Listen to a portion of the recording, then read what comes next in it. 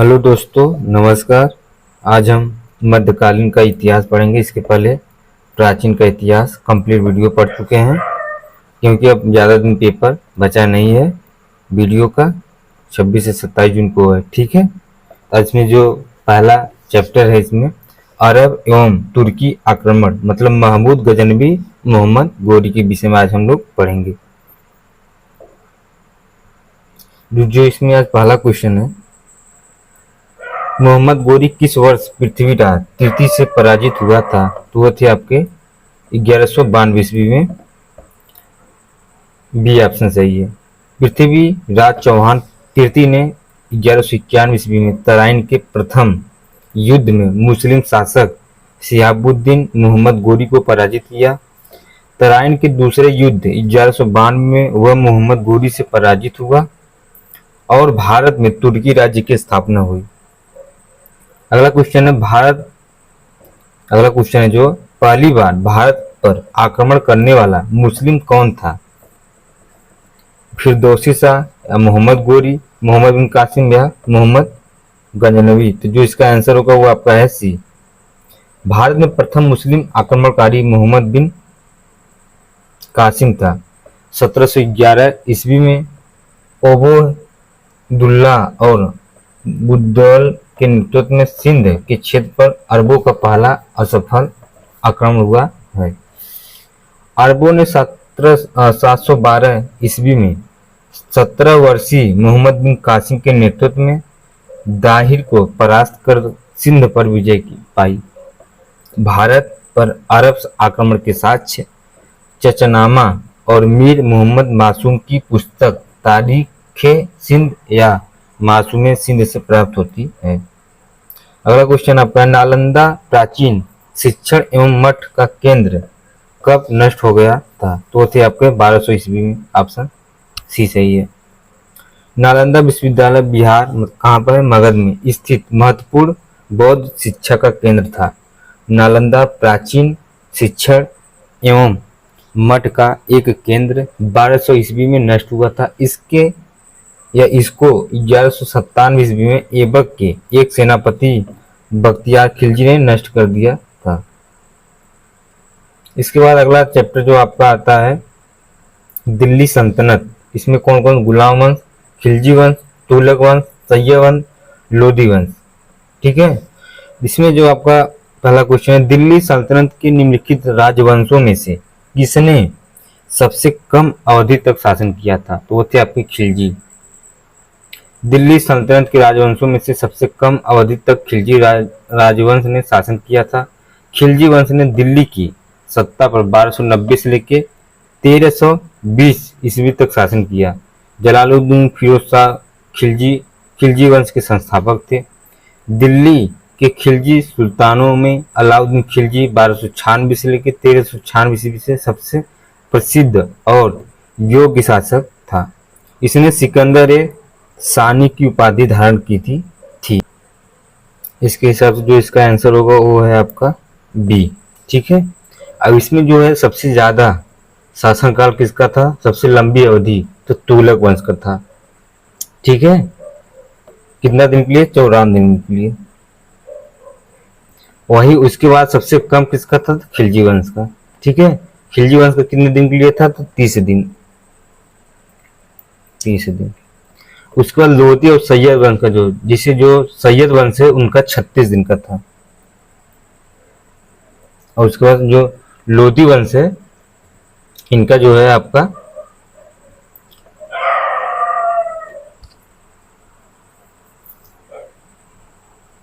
और उसके बाद गुलाम वंश जो है, गुलाम वंश का कितना था? 84 दिन, दूसरे नंबर पे थे, ठीक है। अगला क्वेश्चन आपका है, निम्नलिखित में से दिल्ली का पहला सुल्तान कौन था?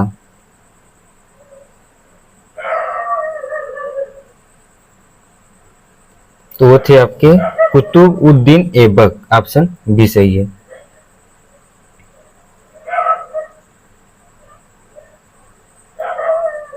दिल्ली का पहला सुल्तान कुतुबउद्दीन ऐबक था। मोहम्मद गोरी का गुलाम कुतुबउद्दीन ऐबक 1206 ईस्वी में गुलाम वंश की नींव रखी थी।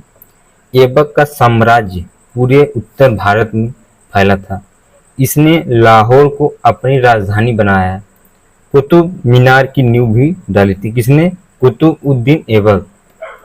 अगला क्वेश्चन है, कुतुबउद्दीन ऐबक किस राजवंश का संस्थापक था? तो वो थे गुलाम वंश का। ऑप्शन सी सही है। गुलाम वंश की स्थापना 1206 ईस्वी में कुतुबउद्दीन ऐबक ने किया था। यह गौरी का गुलाम था। इसे लाख बख्श भी कहा जाता था। कुतुबउद्दीन ऐबक ने अपनी राजधानी लाहौर को बनाई थी। कुतुब मीनार की नींव कुतुबउद्दीन ऐबक ने डाली थी। दिल्ली की कुब्बत उल इस्लाम मस्जिद तथा अजमेर का 2.5 दिन का झोपड़ा नामक मस्जिद का निर्माण कुतुबउद्दीन ऐबक ने करवाया था। अगला क्वेश्चन है, लव और रक्त की नीति किसने बनाई थी? तो वो थे आपके बलबन। ठीक है, ऑप्शन ए सही है। लव और रक्त की नीति जो है अर्थात नीति गुलाम वंशी शासक बलबन 1266 से लेकर 87 ईस्वी तक ने अपनाई थी। बलबन ने विद्रोहियों को कमजोर करने तथा मंगोल आक्रमण से रक्षा के लिए यह नीति अपनाई थी। बलबन ने राजतत्व सिद्धांत को ऊंचा करने के लिए सिजदा तथा पैबोस प्रथा का भी आरंभ किया। बलबन ने नवरोज उत्सव शुरू करवाया था। अगला क्वेश्चन, किसके शासनकाल में इब्न बतूता भारत आया था? तो वो थे आपके मोहम्मद बिन तुगलक। ऑप्शन बी सही है। इब्न बतूता 1333 ईस्वी में मोहम्मद बिन तुगलक के काल में भारत आया था। वह मोरक्को मतलब कहाँ पड़ता है? अफ्रीका में का निवासी था। इसका मूल नाम शेख फतह अबू अब्दुल्ला या अब्दुल्ला मोहम्मद बिन बतूता था। मोहम्मद बिन तुगलक ने उसे दिल्ली का काजी नियुक्त किया था। 1342 ईस्वी में मोहम्मद बिन तुगलक अपना राजदूत बनाकर चीन भेजा था।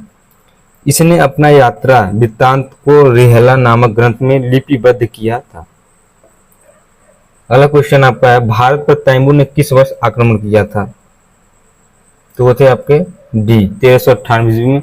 तुगलक वंश के अंतिम शासक नसरुद्दीन मोहम्मद 1394 से लेकर 1412 ईस्वी के शासनकाल में 1358 ईस्वी में समरकंद के शासक तैमूर ने भारत पर आक्रमण किया था। तो आप लोग इसके पहले मैं अपने वीडियो में बताया हूँ इसके पहले ही, इसमें तुगलक वंश का सबसे लंबा शासनकाल था। कितने दिन के लिए था आप लोग कमेंट में बता सकते हैं। अगला क्वेश्चन, किस शासक ने भारत में तुगलक वंश की नींव रखी थी? तो वो थे आपके गियासुद्दीन तुगलक। ऑप्शन बी सही है। तुगलक वंश का संस्थापक गाजी मलिक या गियासुद्दीन तुगलक था। इसकी संबंध करौना जनजाति से था। गाजी मलिक 8 सितंबर 1320 ईस्वी को गद्दी पर बैठा। इसने सिंचाई के लिए कुएं तथा नहरों का निर्माण करवाया था। इसने तुगलकाबाद नामक नगर की स्थापना की थी। इस वंश में 3 योग्य शासक हुए, एक गियासुद्दीन, उसका पुत्र मोहम्मद बिन तुगलक और उसका उत्तराधिकारी फिरोज शाह तुगलक। अगला क्वेश्चन है आपका, दिल्ली में अलाउद्दीन खिलजी के शासनकाल की अवधि क्या थी? तो वो थे आपके 1296 से लेकर 1316 ईस्वी तक। दिल्ली में अलाउद्दीन खिलजी के शासनकाल की अवधि जो है 1296 से लेकर 1316 ईस्वी तक थी। उसका साम्राज्य जो है अफगानिस्तान से लेकर उत्तर मध्य भारत तक फैला था। अलाउद्दीन खिलजी दिल्ली सल्तनत के खिलजी वंश का दूसरा शासक था। अलाउद्दीन खिलजी के प्रमुख विजय अभियान भी है, ये पूछता है एग्जाम में। ठीक है, इसको अच्छे सब लोग देख लीजिएगा। गुजरात विजय जो है 1299 से लेकर 1300 ईस्वी तक। रणथंभौर विजय 1301, चित्तौड़ आक्रमण 1303, मालवा मतलब मांडू 1305, सिवान 1308, जालौर 1311। एक क्रम भी पूछता है। ठीक है, अगला क्वेश्चन आपका, खिज खान निम्नलिखित में से किस राजवंश से संबंधित था? तो वह था सैयद वंश। ऑप्शन सी सही है। खिज खान दिल्ली सल्तनत के सैयद वंश 1414 से लेकर 1491 ईस्वी का संस्थापक था। इसने आक्रमणकारी तैमूर को सहयोग प्रदान किया था। बदले में तैमूर ने इसे लाहौर, मुल्तान और दीपालपुर की सूबेदारी सौंपी। दातव्य है कि खिज खान ने सुल्तान की उपाधि धारण नहीं की, बल्कि यह रैयत-ए-आला की उपाधि से ही संतुष्ट था। अगला क्वेश्चन है, भारत में सिकंदर लोदी का शासनकाल कब से कब तक था? तो थे आपके ऑप्शन सी 1489 से लेकर 1517 ईस्वी तक। सिकंदर लोदी 1489 से 1517 ईस्वी तक बहलोल लोदी का पुत्र एवं उत्तराधिकारी था। इसका मूल नाम निजाम खां था और यह 16 जुलाई 1489 को सुल्तान सिकंदर शाह की उपाधि के साथ दिल्ली के सिंहासन पर बैठा। वह स्वर्णकार हिंदू मां की संतान था। सिकंदर लोदी ने आगरा नगर की स्थापना की। गले की बीमारी के कारण 21 नवंबर 1517 ईस्वी को मृत्यु हो गई थी। अब अगला चैप्टर आपका है विजयनगर साम्राज्य। ठीक है, इसमें जो पहला क्वेश्चन आपका है, विजयनगर की प्रचलित परंपराओं के अनुसार राय विजयनगर के शासक को कहा जाता था। तो थे नरपति। ऑप्शन डी सही है। विजयनगर की प्रचलित परंपराओं के अनुसार राय विजयनगर के शासक को नरपति, लोगों को स्वामी कहा जाता था। अश्वपति मतलब विजयनगर के लोकप्रिय परंपराओं में दक्कन के सुल्तानों के को घोड़ों के स्वामी अश्वपति कहा जाता था। अगला क्वेश्चन है, तुलुब राजवंश की स्थापना किसने की थी? तो वो थे वीर नरसिंह। ऑप्शन डी सही है। तुलुब वंश 1505 से लेकर 1565 ईस्वी तक की स्थापना नरसा नायक के पुत्र वीर नरसिंह ने की थी। इतिहास में इसे द्वितीय बलापहार की संज्ञा दी गई है। तुलु वंश विजयनगर का तीसरा राजवंश था और तुलु वंश के 6 शासकों ने 60 वर्ष तक शासन किया था। अगला क्वेश्चन आपका है, किस प्राचीन साम्राज्य में महिलाएं कुश्ती में भाग लेती थी? तो वो थे आपके विजयनगर साम्राज्य। ऑप्शन बी सही है। विजयनगर साम्राज्य 1336 से लेकर 1646 मध्यकालीन दक्षिण भारत का एक साम्राज्य था। इसकी स्थापना हरिहर प्रथम बुक्का राय नामक 2 भाइयों ने की थी। इस प्राचीन साम्राज्य की महिलाएं जो है कुश्ती में भाग लेती थी। अगला क्वेश्चन है, विजयनगर राज्य की किस नदी के किनारे स्थित था? विजयनगर जो है राज्य किस नदी किनारे स्थित था? तो वो थे आपको तुंगभद्रा। ऑप्शन सी सही है। विजयनगर राज्य तुंगभद्रा नदी के उत्तरी तट पर स्थित है। इसकी स्थापना वर्ष 1336 में हरिहर एवं बुक्का नामक 2 भाइयों ने की थी और हरिहर और बुक्का ने अपने पिता संगम के नाम पर संगम राजवंश की स्थापना भी की थी। विजयनगर साम्राज्य की राजधानियां क्रमशः अनेगोंडी, विजयनगर, पेनुकोंडा तथा चंद्रगिरी हम्पी विजयनगर की पुरानी राजधानी का प्रतिनिधित्व करता है। विजयनगर का वर्तमान नाम क्या है? तो हम्पी है, हस्तिनावती। अगला क्वेश्चन आपका है, विजयनगर साम्राज्य के संस्थापक कौन थे? तो वो थे आपके हरिहर और बुक्का। ठीक है, तो इसमें इसके हिसाब से आंसर जो है गलत, क्योंकि हरिहर और बुक्का अलग अलग दिया, तो इसमें जो है आंसर होगा हरिहर बुक्का दोनों होते हैं। ठीक है, और वर्तमान में विजयनगर का जो नाम है हम्पी मतलब हस्तिनावती है। अब विजयनगर साम्राज्य में निम्न राजवंशों ने शासन किया था। कौन कौन? संगम वंश, सालू वंश, तुलु वंश और अरावलीण वंश। संगम वंश के संस्थापक हरिहर बुक्का थे। यह एक हिंदू राजवंश था। इसके बाद अगला चैप्टर आता है सिख धर्म और भक्ति आंदोलन। इसमें जो पहला क्वेश्चन आपका है, मध्ययुगीन भारत में भक्ति आंदोलन के प्रमुख अगुवाकारों में से एक कौन था? वो थे आपके शंकराचार्य। ऑप्शन ए सही है। मध्ययुगीन भारत में भक्ति आंदोलन के प्रमुख अगुवाकारों में एक शंकराचार्य जी थे। इनके द्वारा प्रतिपादित दार्शनिक परंपरा को अद्वैतवाद कहा जाता है। इस काल में सामाजिक धार्मिक सुधारों द्वारा समाज में विभिन्न तरह से भगवान की भक्ति का प्रचार प्रसार किया गया। अगला क्वेश्चन आपका, गुरु ग्रंथ साहिब के संकलन को प्रमाणित किया था, तो वो थे आपके सी गुरु गोविंद सिंह। गुरु गोविंद सिंह के संकलन को 1706 गुरु गोविंद सिंह ने प्रमाणित किया था। इस संकलन में शेख फरीद, संत कबीर, नामदेव और गुरु तेग बहादुर जैसी अन्य हस्तियों के लेखक या लेखन को जोड़ा गया है। आदि ग्रंथ को ही गुरु ग्रंथ साहिब के नाम से जाना जाता है, जिसकी रचना गुरु अर्जुन देव ने किया था। यह पुस्तक गुरुमुखी लिपि में लिखी गई है। इसके बाद अगला क्वेश्चन आपका आता है, किस सिख गुरु की जयंती गुरु पर्व त्योहार के रूप में मनाई जाती है, तो वह है गुरु नानक देव। ऑप्शन डी सही है। सिख पंथ के संस्थापक तथा सिखों के पहले गुरु नानक देव की जयंती गुरु पर्व त्योहार के रूप में मनाई जाती है। इनका जन्म जो है 1469 में तार्किक पूर्णिमा को रावी नदी के किनारे स्थित था। आधुनिक पाकिस्तान के पंजाब प्रांत के तलवंडी नामक गांव में हुआ था। उन्होंने सामाजिक कुरीतियों का विरोध किया था और मूर्ति पूजा को निरर्थक माना है। अगला क्वेश्चन आपका है, वर्ष में गुरु गोविंद सिंह ने बैसाखी दिवस को आनंदपुर साहिब में सिखों की सामान्यतः बैठक बुलाई थी तथा खालसा मतलब पवित्र की नींव रखी थी। किसने, कब रखी गई थी? ये रखी गई थी आपका 1699 ईस्वी में। ठीक है, कब? 1699 में। इसमें ऑप्शन गलत है।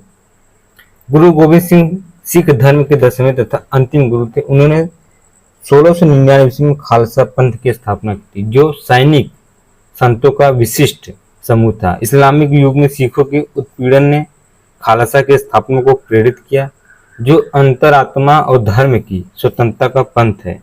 खालसा ऐसे पुरुष और महिलाएं हैं जिन्होंने सिख गुरुमत्ता समारोह में भाग लिया था। अगला क्वेश्चन आपका है, 10वें या आखिरी सिख गुरु कौन थे? तो वो थे आपके गुरु गोविंद सिंह।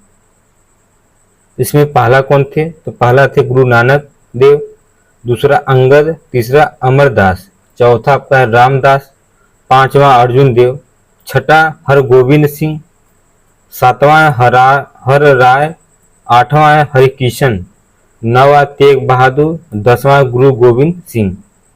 सिख धर्म के आखिरी गुरु गोविंद सिंह थे। लंगर की परंपरा किसने प्रारंभ की थी? तो वह गुरु नानक। ऑप्शन ए सही है। सिख पंथ की स्थापना गुरु नानक ने की थी। वे सिखों के पहले गुरु थे। उन्होंने सिख के प्रचार के लिए संगतों की स्थापना तथा लंगर परंपरा को शुरू किया। दूसरे गुरु लहना गुरु अंगद ने नानक द्वारा स्थापित लंगर व्यवस्था को अस्थायी बनाया था। अगला क्वेश्चन है आपका, किस सिख गुरु ने आदि ग्रंथ संकलित किया था?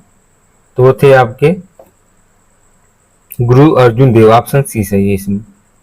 सिख के 5वें गुरु अर्जुन देव ने आदि ग्रंथ को संकलित किया। उन्होंने अमृतसर नगर, पूर्व नाम रामदासपुर का निर्माण कार्य पूरा करवाया और उसमें अमृतसर एवं संतोष नगर नामक तालाब बनवाया था। उन्होंने अमृतसर तालाब के मध्य हरमिंदर साहिब का निर्माण करवाया, जिसकी नींव सूफी संत मियामीर के द्वारा रखा गया था। जहांगीर ने अपने विद्रोही पुत्र खुसरो की मदद के आरोप में गुरु अर्जुन देव को 30 मई 1606 ईस्वी को फांसी दे दी गई थी। अगला क्वेश्चन, किस मुगल शासक के आदेश पर सिखों के 5वें गुरु अर्जुन देव जी को मार दिया गया था? वो थे आपके जहांगीर। ऑप्शन डी सही है।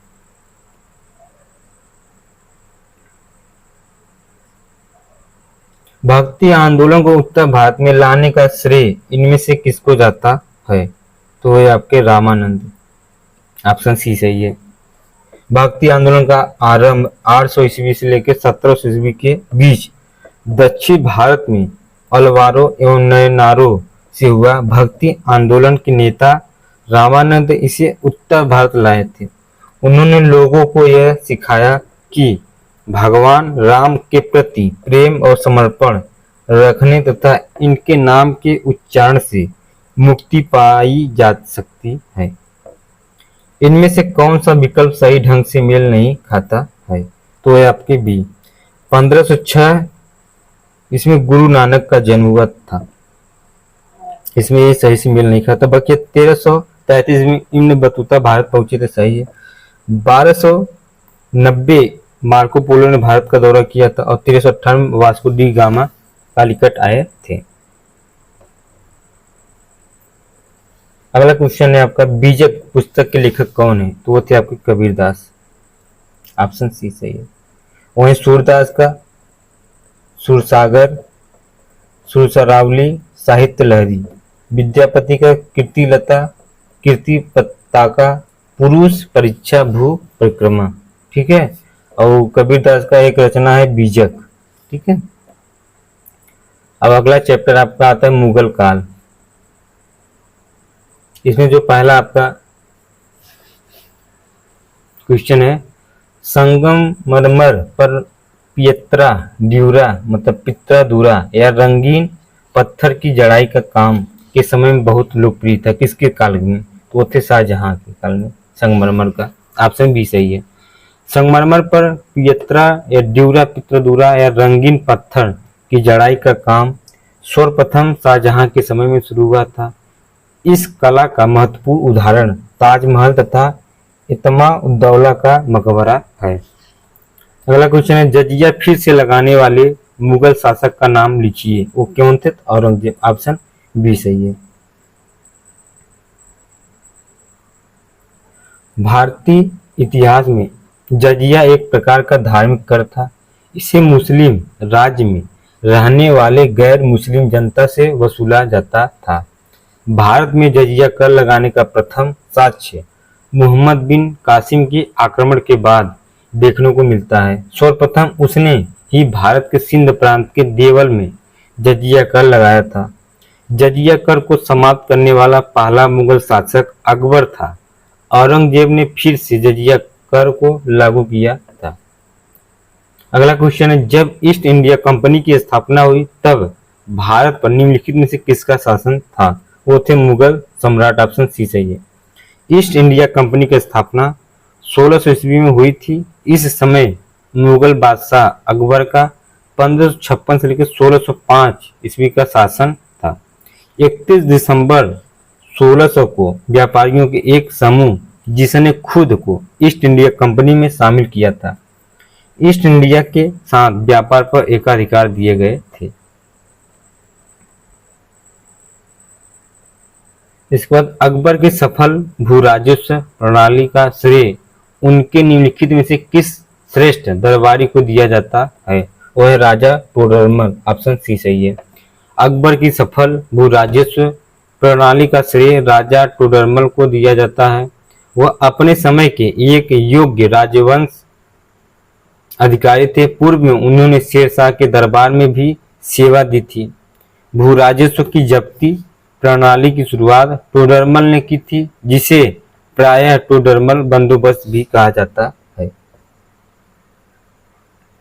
निम्नलिखित में से किस लड़ाई में मुख्य विरोधियों को सही ढंग से नहीं बताया गया है? जिसे पानीपत की प्रथम लड़ाई बाबर और इब्राहिम लोदी के बीच हुआ था, सही है। पानीपत की दूसरी लड़ाई टीपू सुल्तान और मराठा के बीच हुआ था, ये आपका गलत है। ठीक है। हल्दी घाटी का युद्ध जो है महाराणा प्रताप और अकबर के बीच हुआ था। तो इसमें पानीपत की जो पहली लड़ाई 21 अप्रैल 1526 हुआ था। कब? 1526, इब्राहिम और लोदी के बीच। इस युद्ध में बाबर की विजय हुई और इब्राहिम लोदी मारा गया एवं नए मुगल साम्राज्य की नींव फिर पड़ी। पानीपत की दूसरी लड़ाई 5 नवंबर 1556 में ईस्वी को अकबर और हेमू के बीच हुआ था। ठीक है। यहाँ अकबर और हेमू के बीच हुआ था। इस युद्ध में अकबर की विजय हुई थी तथा हेमू की पराजय। इसी प्रकार हल्दी घाटी का युद्ध 18 जून 1576 ईस्वी को महाराणा प्रताप को अकबर के बीच हुआ, जिसमें अकबर विजयी हुआ। अगला क्वेश्चन है इसमें, अब पानीपत की पहली लड़ाई किस वर्ष में लड़ी गई थी, तो ये हम आप लोग देखे हैं, तो इसका जो आंसर होगा आपका बी। उसके बाद 1556 ईस्वी में पानीपत का द्वितीय युद्ध किनके मध्य लड़ा गया था? जो है पानीपत का द्वितीय युद्ध, तो वो अकबर और हेमू के बीच लड़ा गया था। ठीक है, कब? 1556 ईस्वी में।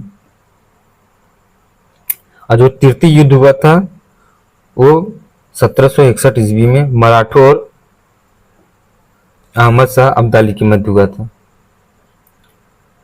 अगला क्वेश्चन आपका है, शेर शाह सूरी का वास्तविक नाम क्या था? तो थे फरीद, ऑप्शन सी सही है। शेर शाह सूरी का वास्तविक नाम फरीद था। इसने अपनी शिक्षा जौनपुर से प्राप्त की थी।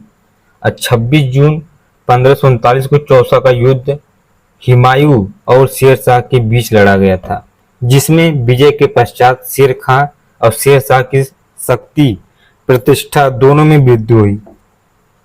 उसने शेर शाह की पदवी धारण पर अपने नाम का खुतबा पढ़वाया और अपना नाम सिक्के पर भी अंकित करवाया। 17 मई 1540 को कन्नौज या बिलग्राम के युद्ध में भी हुमायूं पराजित हुआ। कालिंजर विजय 1545 ईस्वी के दौरान बारूद में आग लगने से शेर शाह घायल हो गया। 22 मई 1545 ईस्वी को उसकी मृत्यु हो गई। शेर शाह का मकबरा बिहार के सासाराम में स्थित है। अगला क्वेश्चन आपका है, निम्न में से किस शासक की मृत्यु उसके पुस्तकालय की सीढ़ियों से गिरकर हुई थी? वो थे आपके हुमायूं, ऑप्शन डी सही है। भारत में मुगल वंश के संस्थापक बाबर का पुत्र नसरुद्दीन हुमायूं 1530 ईस्वी में गद्दी पर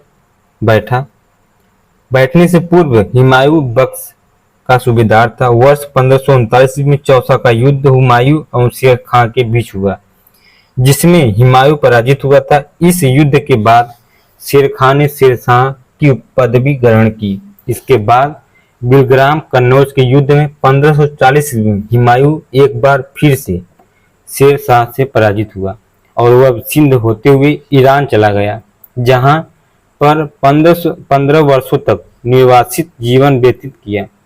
1555 ईस्वी में हुमायूं ने पंजाब में सुर शासक सिकंदर शाह को पराजित कर पुनः दिल्ली की गद्दी पर बैठा। वर्ष 1556 में हुमायूं की मृत्यु उसके दीन पनाह भवन में स्थित पुस्तकालय की सीढ़ियों से गिरकर हो गई थी। अगला क्वेश्चन है आपका, किस वर्ष बाबर ने सुल्तान इब्राहिम लोदी को पानीपत की लड़ाई में पराजित किया था? तो वो थे आपके 1526 ईस्वी में, ऑप्शन ए सही था। ये इसके पहले हम करा चुके हैं क्वेश्चन।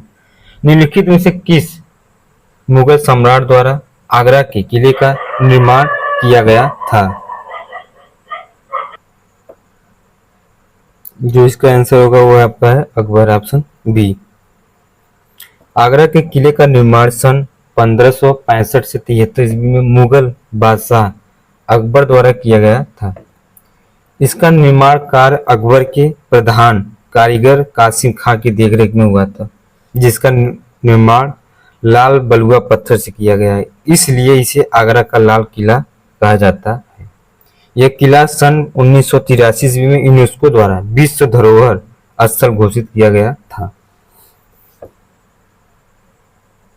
इसके बाद आपका आता है अगला क्वेश्चन, मुगल शासन के दौरान एक कोतवाली की सही भूमिका क्या थी? वो थी आपकी कानून व्यवस्था बनाए रखना, ऑप्शन डी सही है। मुगल शासन के दौरान कोतवाल की भूमिका सूबे की राजधानी तथा बड़े बड़े नगरों में कानून एवं व्यवस्था को की देखभाल करना था। इसे नगर प्रधान भी कहा जाता है। अगला क्वेश्चन है, बिहार राज्य के सासाराम शहर में निम्नलिखित में से किस प्राचीन सम्राट का मकबरा स्थित है? वो थे शेर शाह सूरी, ऑप्शन सी सही है। बिहार राज्य के सासाराम शहर में शेर शाह सूरी का मकबरा है। यह मकबरा एक तालाब के बीच ऊंचे चबूतरे पर बना है। यह मकबरा हिंदू एवं मुस्लिम वास्तुकला का मिश्रण है। मुगल वंश के पहले सम्राट बाबर ने अपनी देसी भाषा चगताई तुर्की में अपनी आत्मकथा लिखी है। इस पुस्तक का नाम क्या है? तो वो थे आपके बाबरनामा, ऑप्शन बी सही है। मुगल वंश का वास्तविक संस्थापक जिहुद्दीन मोहम्मद बाबर तुर्कों की चगताई शाखा से था, जिसका संबंध मंगोल नेता चंगेज खान से है। बाबर ने अपनी आत्मकथा स्वयं लिखा, जिसको तुजुक ए बाबरी या बाबरनामा के नाम से जाना जाता है। यह किताब तुर्की भाषा में लिखी गई है, लेकिन मुगलों की दरबारी भाषा फारसी थी। इस पुस्तक में बाबर ने विजयनगर और मेवाड़ साम्राज्य का उल्लेख किया है। भारत में जहांगीर का शासनकाल किया था तो थे 1605 से लेकर 1627 ईस्वी तक। एक ग्राम पंचायत का 2016 में पूछ चुका है। भारत में जहांगीर का शासनकाल जो है 1605 से 1627 ईस्वी तक था। इसका शासनकाल चित्रकला का स्वर्ण युग माना जाता था। 28 अक्टूबर 1627 ईस्वी को भीमबर नामक स्थान पर इसकी मृत्यु हो गई और इसका मकबरा लाहौर में स्थित है। अगला क्वेश्चन हुआ, कौन सा स्थान है जहां अंतिम मुगल सम्राट बहादुर शाह जफर की मृत्यु हुई थी? वो थे आपके रंगून। ऑप्शन ए सही है। 1857 के विद्रोह के समय बहादुर शाह सेकेंड को हुमायूं के मकबरे से गिरफ्तार किया गया। उसे हड़सन से रंगून निर्वासित कर दिया, जहां 1862 में बहादुर शाह जफर की मृत्यु हो गई थी। अगला क्वेश्चन आपका है, पहला कठपुतली मुगल सम्राट कौन था? तो वो थे आपके जहांदार शाह। ऑप्शन ए सही है। बहादुर शाह की मृत्यु के बाद उसके पुत्रों जहांदार शाह, अजीम उस शान मतलब रफी उस शान और जहां शाह में हुए उत्तराधिकार युद्ध में जहांदार शाह 1712 से लेकर 1713 ईस्वी में जुल्फिकार खां के सहयोग से सत्ता प्राप्त की थी। 51 वर्ष की आयु में जहांदार शाह 29 मार्च 1712 ईस्वी को मुगल राज सिंहासन पर बैठा। जुल्फिकार खां को इसका प्रधानमंत्री नियुक्त किया गया। जहांदार शाह जुल्फिकार खां के हाथों का कठपुतली बनकर रखा गया है। जहांदार शाह के शासनकाल में शासन की पूरी बागडोर जुल्फिकार खां के हाथों में थी। जहांदार शाह ने लाल कुंवारी नामक वेश्या को शासन में हस्तक्षेप करने का अधिकार दे रखा था। लोग उसे क्या कहते थे? लंपट मूर्ख कहते थे। अजीम उस शान के पुत्र फर्रुखसियर ने सैयद बंधुओं मतलब अब्दुल्ला खां एवं हुसैन अली के सहयोग से जहांदार शाह की मृत्यु या हत्या करवा दी गई थी। अगला क्वेश्चन है, विश्व प्रसिद्ध मोर सिंहासन का निर्माण और उसकी लाल किले में स्थापना निम्न में से किस मुगल शासक ने की थी? तो वो थे आपके शाहजहां। ऑप्शन ए सही है। विश्व प्रसिद्ध मयूर सिंहासन का निर्माण शाहजहां ने करवाया था। अब पहले यह आगरा के किले में था, बाद में इसे दिल्ली के लाल किले में स्थापित किया गया था, जिसे यहां से लूटकर नादिर शाह अपने देश ईरान ले गया था। शाहजहां के शासनकाल को मुगल स्थापत्य कला का स्वर्णकाल कहा जाता है। शाहजहां के द्वारा बनाई गई प्रमुख इमारतों में दिल्ली का लाल किला, दीवाने आम दीवाने खास दिल्ली की जामा मस्जिद, आगरा की मोती मस्जिद एवं ताजमहल आदि है।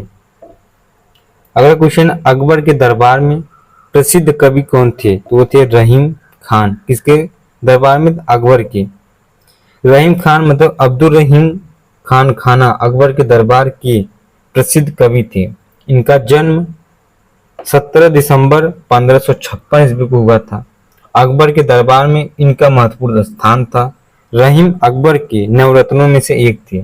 गुजरात के युद्ध में शौर्य प्रदर्शन के कारण अकबर ने इन्हें खान खाना की उपाधि दी थी। रहीम की 11 रचनाएं प्रसिद्ध हैं। इनके काव्य में मुख्य रूप से श्रृंगार, नीति और भक्ति के भाव मिलते हैं। राजा बीरबल भी अकबर के नवरत्नों में से परंतु ये कवि नहीं थे। अकबर के नवरत्न के बारे में निम्न से कौन सा सही ढंग से मेल नहीं खाता है? तो यह आपका राजा मानसिंह और अकबर के वित्त मंत्री थे। नहीं, यही गलत है आपका ऑप्शन बी। अबुल फजल वह अकबर के वजीर थे और अकबर के शासनकाल में अकबरनामा के लेखक थे। सही है। अब्दुल रहीम खान ए खाना वह एक कवि थे और अकबर के भरोसेमंद देखभाल करने वाले बैरम खान के पुत्र थे। ऑप्शन सी सही भी है। मुल्ला दो पियाजा वह मुगल सम्राट अकबर के मुख्य सलाहकारों में से एक थे। डी, ये भी सही थे। इसके हिसाब से ऑप्शन बी गलत थे। मानसिंह आमेर के राजा जो है भारमल का पौत्र था। यह 14 नवंबर 1589 को आमेर की राजगद्दी पर बैठा। यह अकबर के नवरत्नों में से एक था तथा अकबर का मनसबदार एवं मुख्य सेनापति था। मानसिंह को अकबर ने फरजंद तथा राजा की उपाधि से सम्मानित किया गया था। अगला क्वेश्चन है, औरंगजेब का पुत्र था, वो थे शाहजहां। ऑप्शन डी सही है। औरंगजेब का जन्म 1618 ईस्वी में उज्जैन के निकट दोहद नामक स्थान पर मुमताज के गर्भ से हुआ था। इसके पिता का नाम शाहजहां था। इसने 1658 ईस्वी से 1707 ईस्वी तक मुगल साम्राज्य पर शासन किया। इसके शासनकाल में मुगल साम्राज्य अपने विस्तार चरमोत्कर्ष पर था। अगला क्वेश्चन है, पानीपत का द्वितीय युद्ध किनके बीच लड़ा गया था? वो थे अकबर और हेमू के बीच। ऑप्शन बी सही है। कब? 1556 ईस्वी में। अगला क्वेश्चन है, इनमें से कौन सा मुगल बादशाह शराब को छूता तक नहीं था? वो थे आपका औरंगजेब। ये शराब नहीं छूता था। ऑप्शन डी सही है। औरंगजेब का जन्म 4 नवंबर 1618 को दोहद में हुआ था। इसका पिता शाहजहां तथा माता मुमताज महल थी।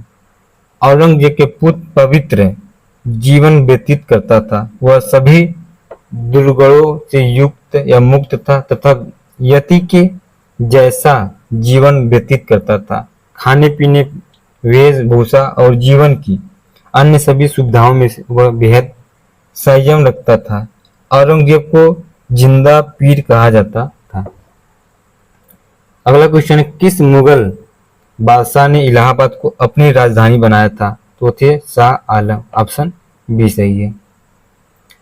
आलमगीर द्वितीय के बाद अली गौहर शाह आलम द्वितीय की उपाधि धारण कर मुगल शासन की गद्दी पर बैठा और शाह आलम द्वितीय ने बंगाल के शासक मीर कासिम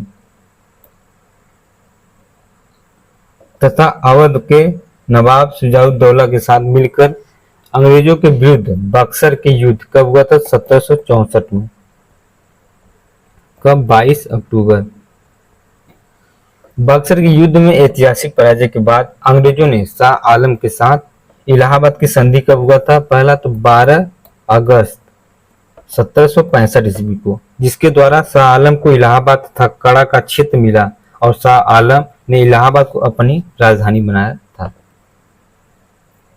अगला क्वेश्चन है, प्रारंभ में अकबर का संरक्षक कौन था?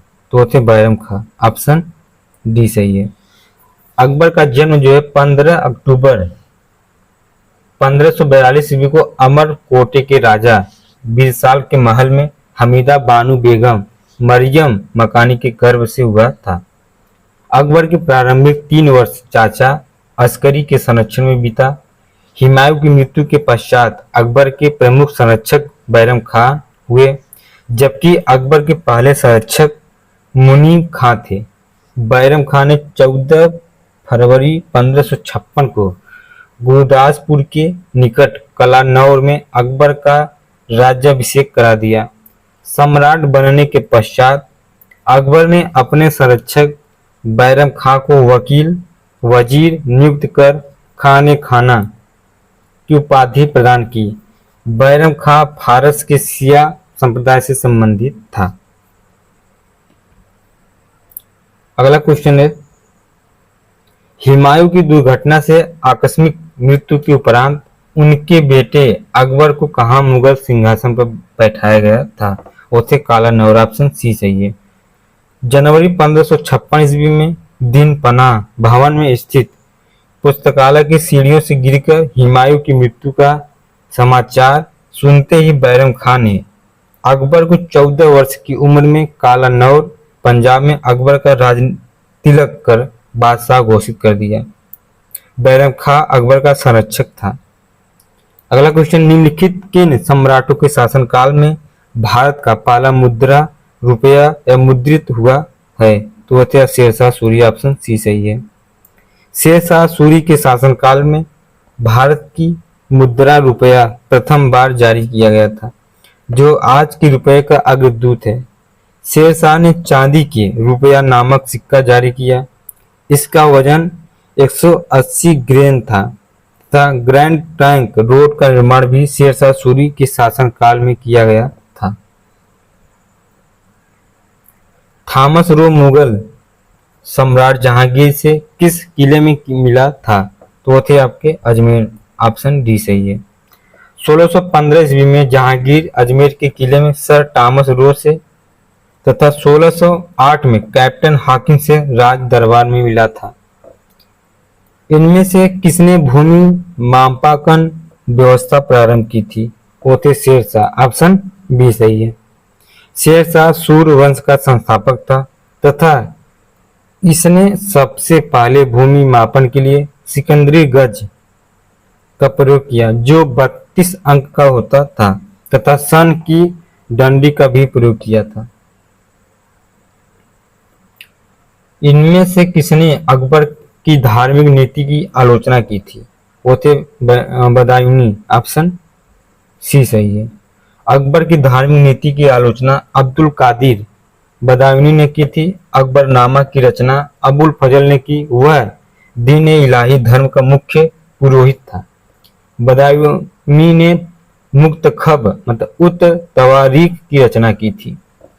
अगला क्वेश्चन आपका है, इनमें से कौन सा मुगल सम्राट अनपढ़ था? तो वो थे अकबर, ऑप्शन ए सही है। मुगल सम्राट अकबर 1556 से लेकर 1605 ईस्वी तक अनपढ़ था तथा हुमायूं ने अकबर की शिक्षा के लिए उचित प्रबंधन किया तथा पीर बैरम खां को शिक्षक नियुक्त किया, किंतु अकबर की रुचि शिक्षा प्राप्त करने में न होकर तीरंदाजी, तलवारबाजी और घुड़सवारी में थी। अगला क्वेश्चन आपका है, मुगल काल में पुलिस बल के मुखिया को क्या कहा जाता था? तो वो थे कोतवाल, ऑप्शन डी सही है। मुगल काल में पुलिस बल के मुखिया को कोतवाल कहा जाता था। अब कोतवाल को घरों और सड़कों का लेखा रखना पड़ता था। वह कस्बे को कई भागों में बांटकर दूसरे व्यक्ति को कार्य सौंपता था और उस व्यक्ति को प्रतिदिन आगमन की आख्या कोतवाल को देना होता था। अगला क्वेश्चन आपका है, निम्नलिखित में से किस मुगल शासक ने अंततोगत्वा मेवाड़ के शासक महाराणा प्रताप सिंह के पुत्र राणा अमर सिंह एक समझौता किया था? तो वो थे आपके जहांगीर, ऑप्शन सी सही है। महाराणा अमर सिंह जो है 1557 से लेकर 1620 मेवाड़ के सिसोदिया राजवंश के शासक महाराणा प्रताप के पुत्र तथा महाराणा उदय सिंह के पौत्र थे। कई संघर्षों बाद जहांगीर ने शहजादे खुर्रम को मेवाड़ अभियान के लिए भेजा और अंत में खुर्रम ने मेवाड़ पर अधिकार कर लिया। पराजय के बाद उन्हें 1615 ईस्वी में अपमानजनक संधि करनी पड़ी। ये मेवाड़ के अंतिम स्वतंत्र शासक थे। जलालुद्दीन मोहम्मद किस नाम से प्रसिद्ध था? तो वो थे अकबर, ऑप्शन बी सही है। जलालुद्दीन मोहम्मद मुगल सम्राट अकबर का नाम है। अकबर का जन्म 15 अक्टूबर 1542 को हमीदा बानो बेगम के गर्भ से अमरकोट के राणा बीरसाल के महल में हुआ था। अकबर का शासनकाल जो है 1556 से लेकर 1605 ईस्वी तक था। इसके बाद आपका आता है चैप्टर जो है मध्यकालीन स्थापत्य और चित्रकला। इसमें आपका कल्चर का पोर्शन रहेगा। इसमें जो पहला क्वेश्चन आपका है, दिल्ली का प्रसिद्ध जामा मस्जिद किसके द्वारा बनाई गई थी? तो थे शाहजहां के द्वारा। दिल्ली के प्रसिद्ध जामा मस्जिद का निर्माण सन 1656 ईस्वी में शाहजहां द्वारा करवाया गया था। यह मस्जिद लाल पत्थरों और संगमरमर का बना हुआ है। लाल किले से महज 500 मीटर की दूरी पर जामा मस्जिद स्थित है, जो भारत की सबसे बड़ी मस्जिद है। इसका निर्माण कार्य 1650 में शाहजहां ने शुरू करवाया था। इसे बनाने में 6 वर्ष का समय और 10 लाख रुपए लगे थे। बलुआ पत्थर और सफेद संगमरमर से निर्मित इस मस्जिद में उत्तर और दक्षिण द्वारों से प्रवेश किया जा सकता है। पूर्वी द्वार केवल शुक्रवार को ही खुलता है। इसके बारे में कहा जाता है कि सुल्तान इसी द्वार का प्रयोग करते थे। अगला क्वेश्चन आपका है, अकबर द्वारा बनवाया गया प्रसिद्ध ऐतिहासिक स्मारक बुलंद दरवाजा उत्तर प्रदेश किस जिले में स्थित है? वो है आगरा। ऑप्शन सी सही है। अकबर द्वारा बनवाया गया प्रसिद्ध ऐतिहासिक स्मारक बुलंद दरवाजा उत्तर प्रदेश के आगरा जिले में फतेहपुर सीकरी में स्थित है।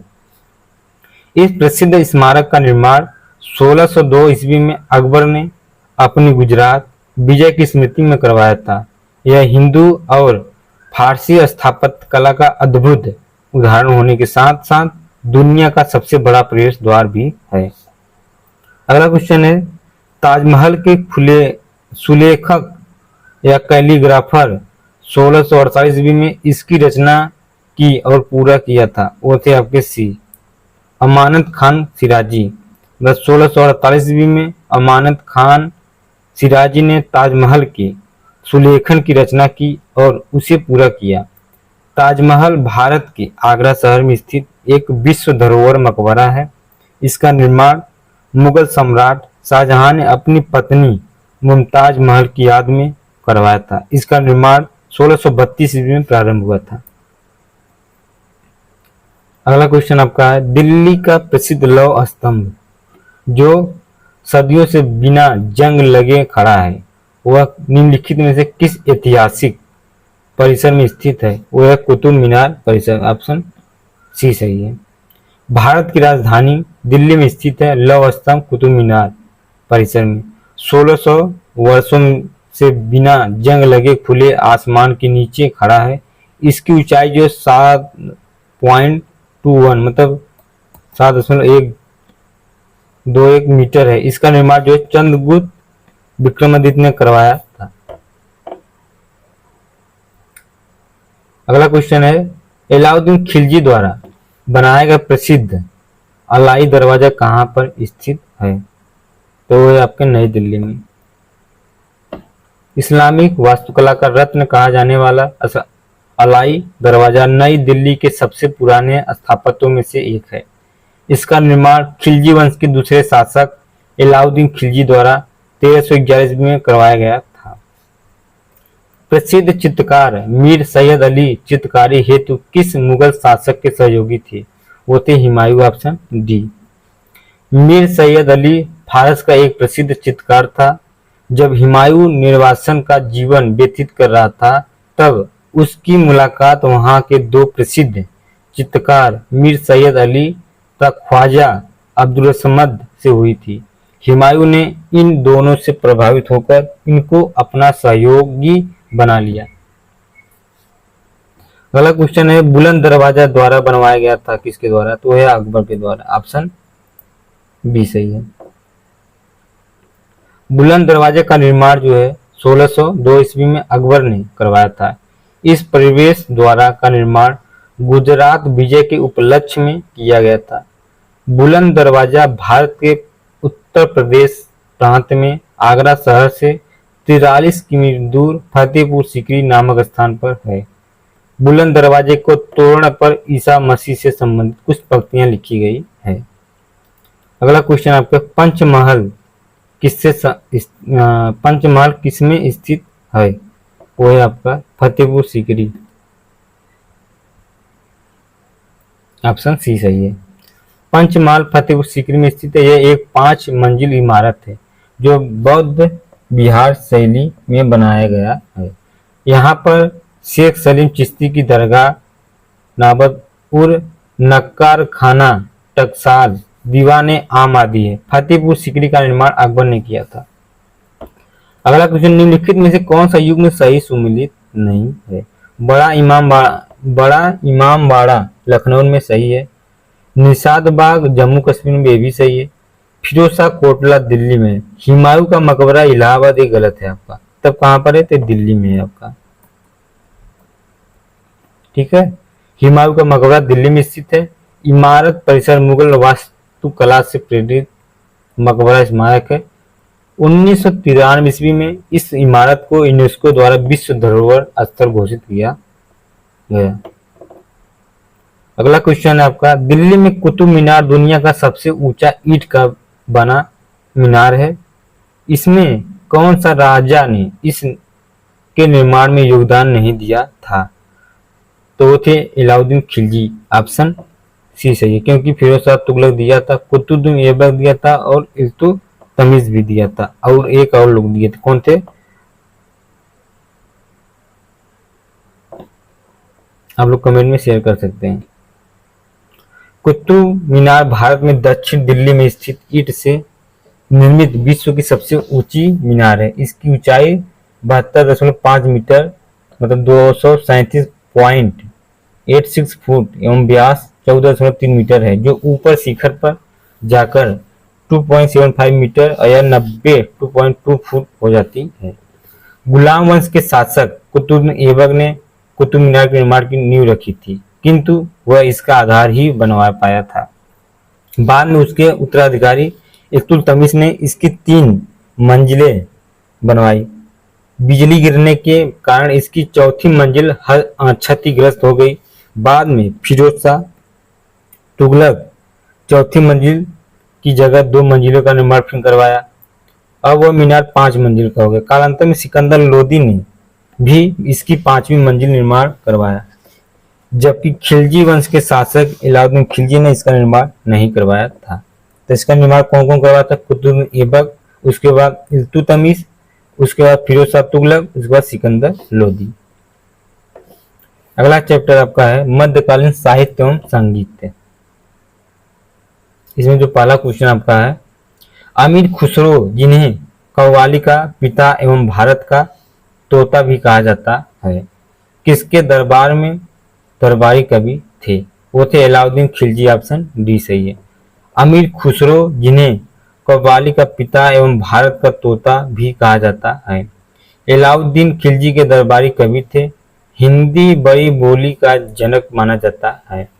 अमीर खुसरो ने 7 सुल्तानों का काल देखा और अमीर खुसरो मुस्लिम कवि थे, परंतु हिंदी के शब्दों का खुलकर प्रयोग करते थे। उन्होंने हिंदी या हिंदवी और फारसी को एक साथ किया और खड़ी बोली को जन्म दिया। उन्होंने काव्यात्मक शैलियों में हिंदी का प्रयोग किया और फारसी की एक नई शैली की रचना की, जो सबक-ए-हिंदी अर्थात हिंदुस्तानी शैली के नाम से प्रसिद्ध हुई है। उन्होंने निजामुद्दीन औलिया तर्कल्लाह की उपाधि दी थी। अगला क्वेश्चन आपका, निम्नलिखित में से कौन दिल्ली सल्तनत के इतिहास का लेखक नहीं था? वो थे अब्बास खां शेरवानी। ऑप्शन ए सही है। अब्बास खां शेरवानी मुगल काल के लेखक है। उन्होंने अकबर के आदेश पर तारीख-ए-शेरशाही फारसी भाषा में लिखी। इसमें शेरशाह के जीवन चरित्र और शासन प्रबंधन पर प्रकाश डाला गया है। अमीर खुसरो जो है सल्तनत काल के थे। उन्होंने किरण उस साधेन, मिफ्ता उल फुतूह, खजाइन उल फुतूह, आशिका नु ए सिपह तुगलकनामा एवं एजाज ए खुसरवी की रचना की थी। मिन्हाज उस सिराज इनकी जो रचना फारसी भाषा में तबकात ए नासरी लिखी थी। और जियाउद्दीन बरनी जो है ये लिखे थे आपके तारीख-ए-फिरोजशाही या फतवा-ए-जहांदारी लिखी थी। अगला क्वेश्चन आपका है, आईने अकबरी किसने लिखा था? तो वो लिखे थे अबुल फजल। ऑप्शन सी सही है। आईने अकबरी अबुल फजल द्वारा रचित अकबरनामा का ही एक भाग है। अबुल फजल मुगल बादशाह अकबर के दरबार में रहते थे।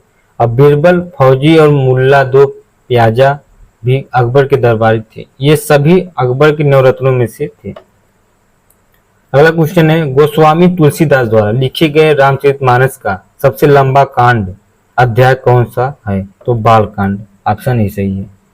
रामचरितमानस में 7 अध्याय कांड है, गोस्वामी तुलसीदास द्वारा लिखे गए हैं, जिसमें सबसे लंबा अध्याय कांड जो है बाल कांड है। इसमें कुल 361 दोहे हैं, जबकि किष्किंधा कांड जो है रामचरितमानस का सबसे छोटा कांड है। ठीक है, इसको भी आप याद करिएगा। निम्न में से कौन सा सुमेलित नहीं है? बाबरनामा बाबर का सही है। शाहजहांनामा मोहम्मद ताहिर ये भी सही है। हुमायूंनामा हुमायूं का नहीं है, तब किसका है? तो ये आपका है गुलबदन बेगम का। अब तुझु के जहांगीरी जहांगीर का है। ठीक है,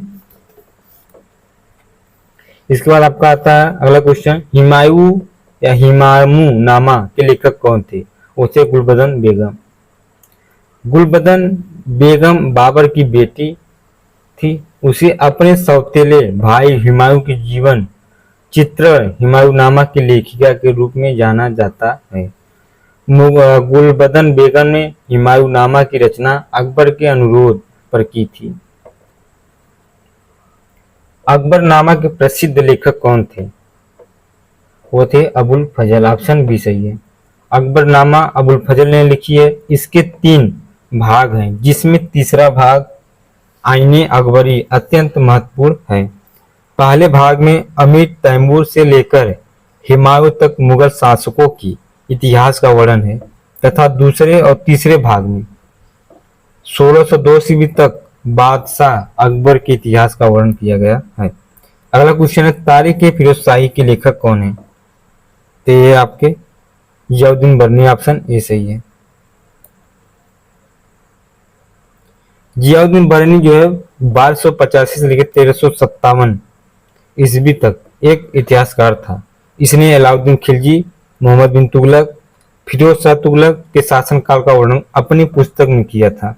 इसकी प्रसिद्ध कृति क्या थी? तो तारीख फिरोज शाही, जिसमें अलाउद्दीन खिलजी की आर्थिक नीति की व्यापक जानकारी मिलता है। अगला क्वेश्चन, अकबर ने अपने दरबारी संगीतज्ञ के रूप में किसे नियुक्त किया था? वो थे मियां तानसेन, ऑप्शन बी सही है। मुगल काल में संगीत का सर्वाधिक विकास अकबर के शासनकाल में हुआ था। आईने अकबरी में अबुल फजल ने 36 श्रेष्ठ गायकों का उल्लेख किया है। अगला क्वेश्चन आपका है, अमीर खुसरो का जन्म स्थान कहाँ हुआ था? तो उनका जन्म स्थान जो है कासगंज में हुआ था। अब कासगंज कहाँ पड़ता है? तो उत्तर प्रदेश के पटियाली कासगंज 2008 में एटा जिले में विभाजित कर दिया गया। इनका मूल नाम क्या था? अबुल हसन। अमीर खुसरो हिंदी खड़ी बोली तथा तबला वाद्य यंत्र के जनक माने जाते हैं। किसने? अमीर खुसरो ने तबला यंत्र। अगला क्वेश्चन है, किस संत को रामायण के रचयिता वाल्मीकि का अवतार माना जाता है? वो गोस्वामी तुलसीदास, ऑप्शन ए सही है। वाल्मीकि ने संस्कृत में एक महाकाव्य की रचना की थी, जो रामायण के नाम से प्रसिद्ध है। गोस्वामी तुलसीदास जी को वाल्मीकि का अवतार माना जाता है, और गोस्वामी तुलसीदास जी को वाल्मीकि का अवतार माना जाता है। और गोस्वामी तुलसीदास संस्कृत के विद्वान और हिंदी के सर्वश्रेष्ठ कवि माने जाते हैं। श्री रामचरितमानस, विनय पत्रिका, दोहावली, कवितावली तुलसीदास जी की प्रमुख रचनाएं थी। दोस्तों, आज हम इस वीडियो में मध्यकालीन का इतिहास जो है कंप्लीट पढ़ा चुके हैं। ठीक है, और अगले वीडियो में हम आधुनिक इतिहास का वीडियो लाएंगे। ठीक है, मॉडर्न हिस्ट्री। ये वीडियो आपको अच्छा लगे तो लाइक और सब्सक्राइब जरूर करना। जो भी सुझाव आप कमेंट में शेयर कर सकते हैं। थैंक्स।